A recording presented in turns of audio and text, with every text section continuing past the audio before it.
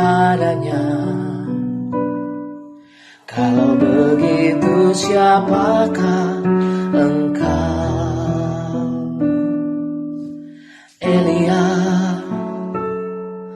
Dan ia menjawab, bukan. Engkau kan nabi yang akan datang. Dan ia menjawab, bukan.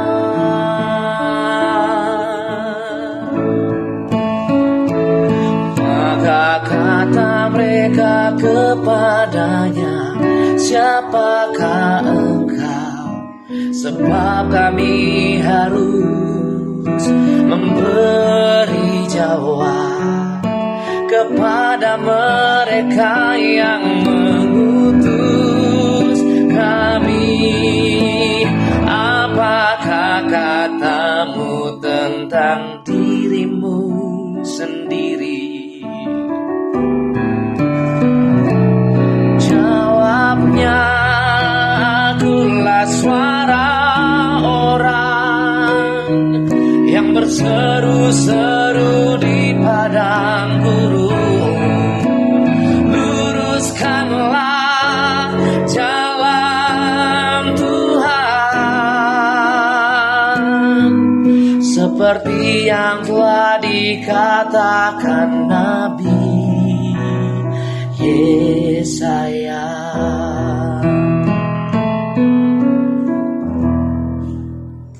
Dan di antara orang-orang yang diutus itu ada beberapa orang Farisi. Mereka bertanya kepadanya, katanya, mengapa engkau membaptis jikalau engkau bukan Mesias, bukan Elia, dan bukan Nabi yang akan datang?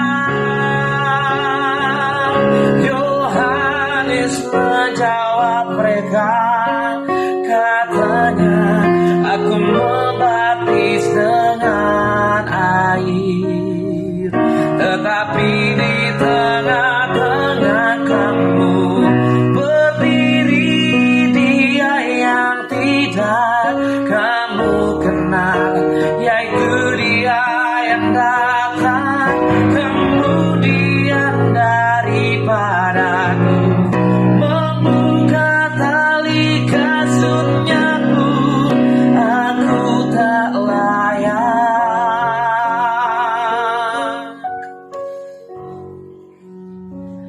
Hal itu terjadi di Betania, di seberang Yordan, di mana Yohanes membaptis. Pada keesokan harinya, Yohanes melihat Yesus datang kepadanya, dan ia berkata, lihatlah,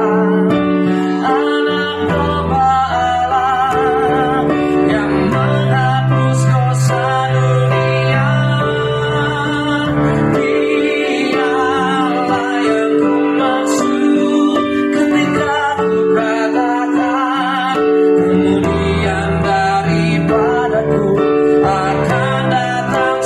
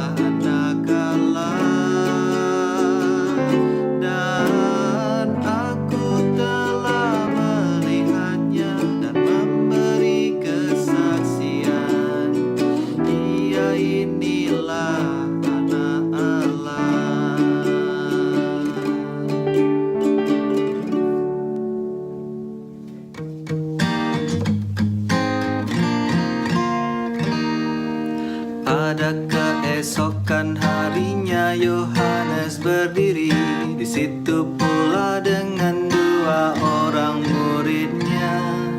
Dan ketika ia melihat Yesus lewat, ia berkata, "Lihatlah anak domba Allah, lihatlah anak domba Allah." Kedua murid itu mendengar apa yang dikatakannya, lalu mereka pergi mengikut Yesus.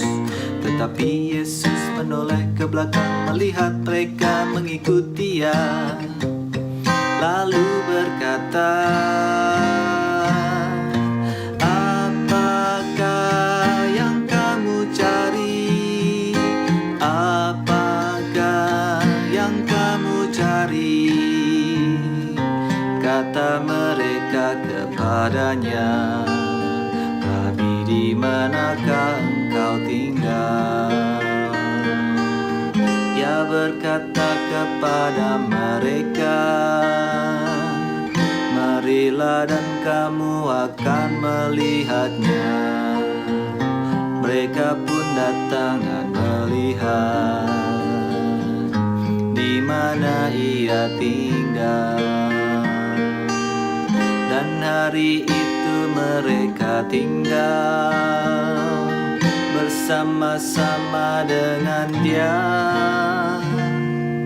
Waktu itu kira-kira pukul 4. Waktu itu kira-kira pukul 4.